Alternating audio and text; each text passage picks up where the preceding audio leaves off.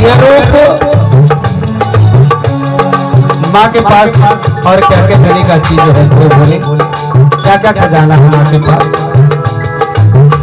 अरे विद्या के दानी संगीत के तो ज्ञानी, विद्या के दानी संगीत के तो ज्ञानी, बुद्धि विवेक तू ही है महारानी। अरे बुद्धि विवेक तू दिल महारानी। और मैया कंठ बीच आके समाई, अरे कंठ बीच आके समाई माई बीना बजा, कंठ बीच आके समाई माई बीना बजाई हो।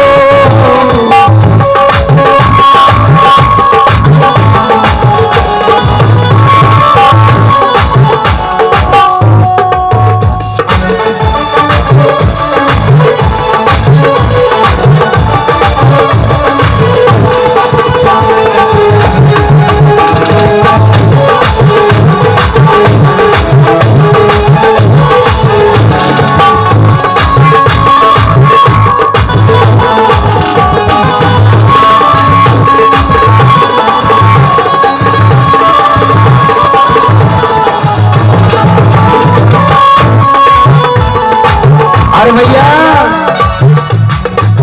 केकरा के तू उतार लो, ये सारा जगत जानता है माँ। कभी का भाव सुने, वाल्मीकि तुलसी कबीर के तो उतार लो, वाल्मीकि तुलसी कबीर के तो उतार लो। अरे हो मूर्ख कालिदास के ज्ञानी बनो लो, हो मूर्ख कालिदास के ज्ञान तू वार लो। और भैया आपसे निवेदन है, हमरो पे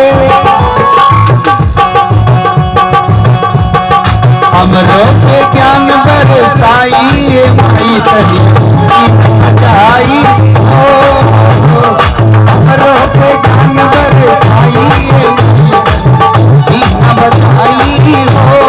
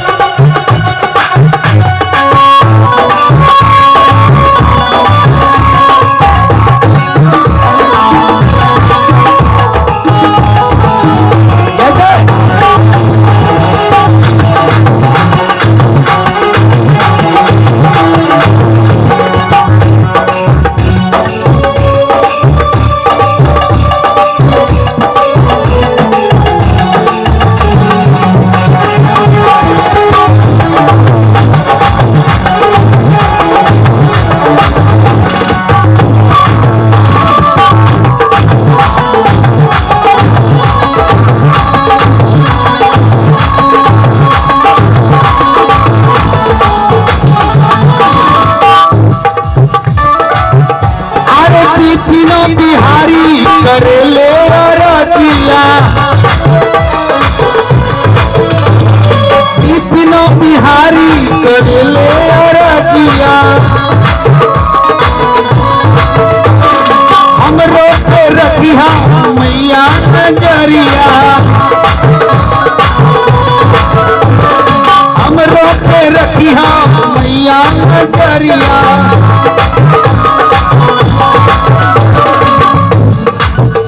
अरे सुबह शाम